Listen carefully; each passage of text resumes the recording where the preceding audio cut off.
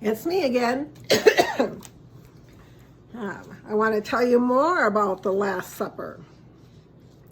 And I told you that we were going to be looking at, so we already talked about the foot washing. Now we're going to talk about this one with the bread and the wine. And you've probably seen me up front of the church with something like this, a cup and a plate, which is called a paten, P-A-T-E-N, paten. And that's where the communion bread goes. And I bet you some of you even know the words, or you'll recognize them. But I'll say that after I read the story, okay? So I'm going to continue reading in the Spark Story Bible. As they were eating, sadly, Jesus told his disciples, "Soon one of you will betray me. One of you will tell people who don't like me where I am, so they take me away." This upset the disciples, and each one said, "It's not me you're talking about." Then Judas said this, and Jesus gently replied and said, "Judas, you will betray me."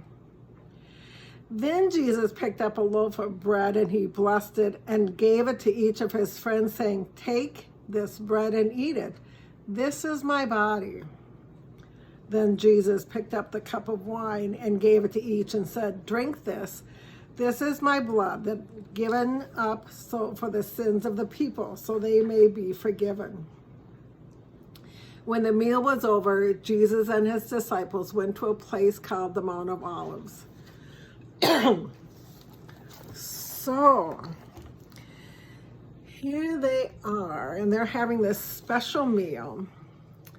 And Jesus knows that Judas is going to do something that hurts Jesus a lot. And he also knows that his friend Peter is going to say he doesn't know him. And Jesus knows all the disciples are going to run away from him. And yet Jesus still has them sit at the table with him and share a meal. I think that shows a lot of love for, that Jesus has a lot of love for us.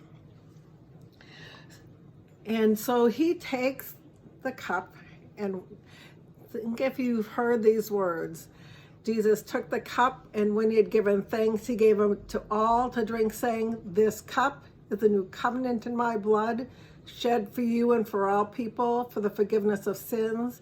Do this for the remembrance of me." And after supper, I did this wrong. Usually Jesus takes the bread first, and he says, "This is my body given for you. Do this in remembrance of me." So Jesus gives his body and his blood for us, which means he gives his life for us. He died because he loved us so much. Even though he knew that his disciples were going to hurt him and run away from him, he still died for us.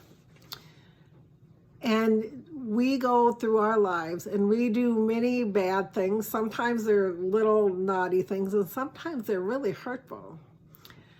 But Jesus forgives us of those. Jesus has already died, and over again, Jesus says, "I forgive you." Those are special words to know. Those are special words to know. So remember that on Maundy Thursday, we think about the foot washing, doing something loving for people. Then we share Holy Communion, the body and blood of Jesus. And in a minute, I'll be back, and we'll find out what Jesus does next. And we'll look at what picture you should color. Bye-bye.